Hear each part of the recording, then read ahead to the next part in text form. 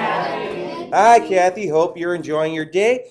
Tell you what, we're doing some real fun stuff today. Let me tell you, we get to do bearing problems. Wow, let me tell you. That is so cool. It's a wonderful application for trig. By the way, it is really used in everyday life. It's really a fact that you have to have some familiarity with trig as you get into applications that involve traveling, air traffic controllers, and good stuff like that. Navigation, surveying, engineering. If you're in civil engineering, you do this a lot too. So you talk about bearings, and bearings is going to be from a point O, that's going to be the origin, to some point P. You're always going to have an acute angle made with the y-axis. Remember, acute means that you are between 0 and 90.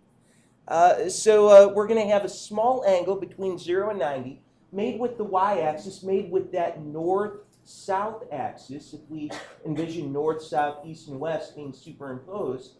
And here's what you're going to find, that the angle, of course, is going to refer to how many degrees to the east or the west we are moving. So let's just take a quick look at how we represent bearings. Point 1 is drawn in here rather nicely. You can see it's relatively close to the north direction, but you can see that we're falling a little bit away from it. You can see that this acute angle, 30 degrees, is moving off to the right of north. In other words, we're headed towards east.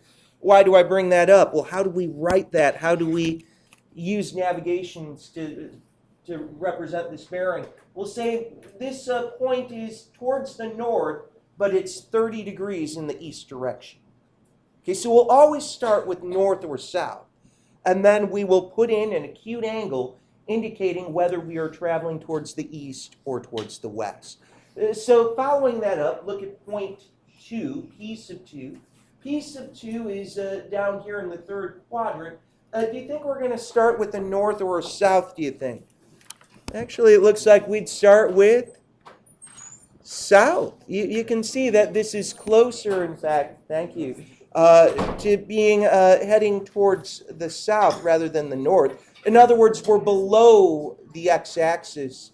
If a point is below the x-axis, you are headed south, aren't you? If you're above the x-axis, you're headed north.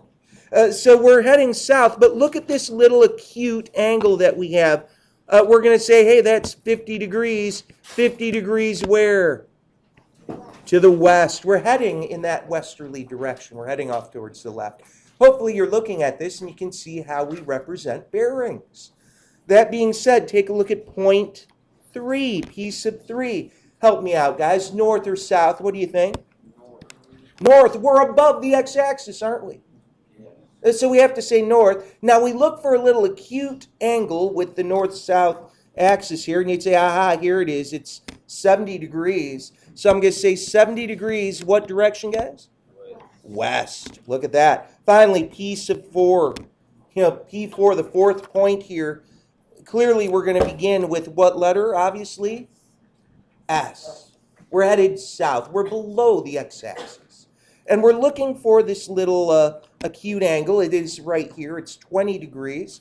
We'll say we're going south 20 degrees east, because that 20 degrees is in an easterly direction.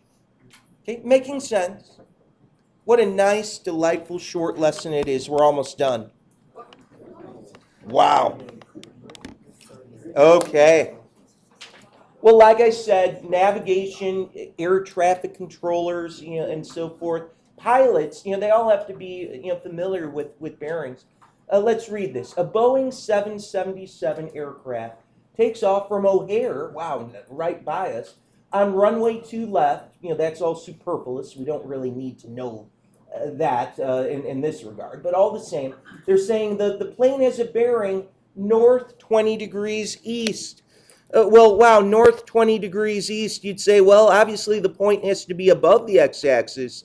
And 20 degrees to the east would be right here. Aha, so here is this point.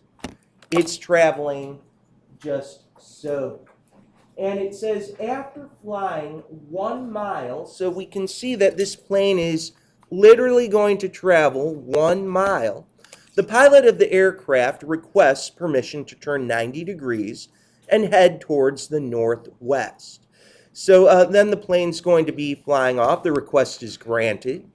After the plane goes 2 miles in this direction, what bearing should the control tower use to locate the aircraft? Well, my goodness, as we're looking at this, you could even begin to put a few things together. You could say, wow, look at this large triangle here. I think it's very nice to see a right triangle. We love to see that. And please understand that this angle that I'm drawing in here, I'm just writing in general as theta. Kids might say, oh, Mr. Dobb, you're writing 20 degrees. Well, wait a minute. The 20 degrees, remember, was made with the y-axis, with this north axis, if you would. Actually, where the plane is headed in its new bearing, that's in a much larger angle compared to 20 degrees. I think we hopefully can all see that. Let's see if we could find theta. Let's see if we could find theta first. Now, yesterday you were reminded of that wonderful acronym, which was SOHCAHTOA. You know it. And we can take a look at this angle theta right here and say, well, let's label the sides of 2 and 1 right across to get to 2. That's the what side? Opposite. It's directly across. How about the 1 here? This would be the adjacent side. So I have O and A. Which trig function do we have? Tangent. You know it. So the tangent of theta would be the opposite side divided by the adjacent side. Wow. Well, my word, I want to find theta. How do I do that? Inverse tangent. Wow, we're almost done, but we are going to have to make some adjustments. Let's get our calculator out. Ooh, we better check the mode. I certainly should check the mode all day long. We're working in radians, but we're going to come down here to degrees. We're already there. So very quickly, I'll type in inverse tangent of 2, and we could hit enter, and evidently it's about 63.434 degrees, something like that, or 63.435, something like that. Would this theta actually be the angle that we'll use for our bearing? No. What do you think, Srini? No. Why not? The